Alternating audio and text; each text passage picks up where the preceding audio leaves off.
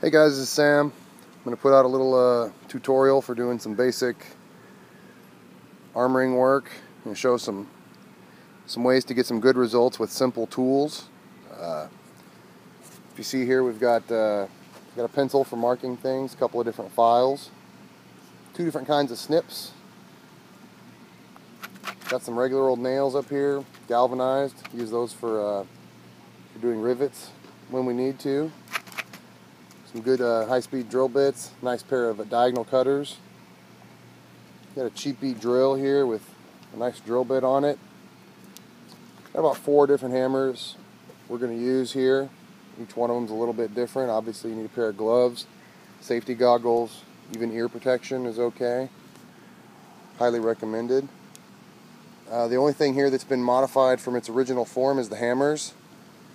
These hammers are not highly polished examples, but we have a rounded face on this ball peen here that I just use as sort of a generic hammer, and you see we've got a taper that is then rounded on the ball peen end, the peening end of this hammer. We've got a body hammer cross peen here. This flat face has been slightly radiused.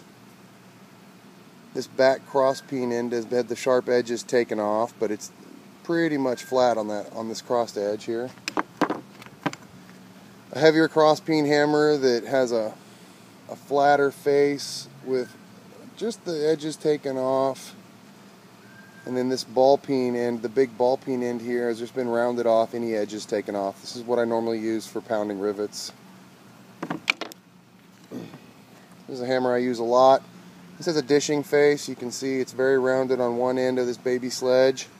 That's what I use for dishing, and then the other end here is a raising end where I only want to move the metal in 2 directions instead of all directions away from the hammer blows. It's again very similar to the other ball peen where it's been brought down to one surface and then rounded around to take off any sharp edges. Bear with me here, and the little girl, my little helper here. Just got a hard wooden stump. This one is oak. I've got a railroad spike mounted in a small hole there with the face with all the sharp edges taken off. That's very helpful for riveting. You can also use it in a pinch for raising, as well as doing flared edges and rolled edges. Right here in this spot, you see there's a slight divot. Not very deep. Not very hard to make. I made that divot just by pounding on it with my dishing hammer, and I suggest you do something similar,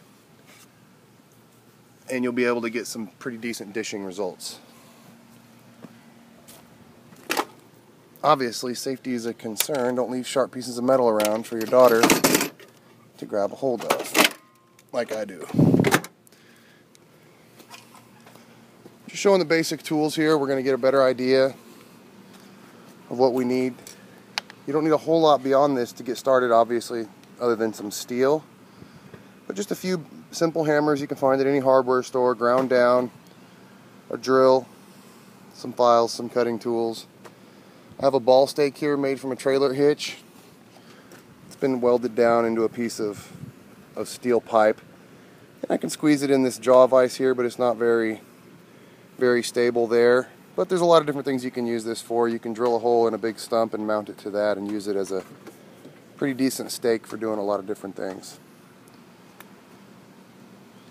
Just gonna leave off here, and the next little bit we're gonna go over will be some basic skills on some practice material. Thanks for watching.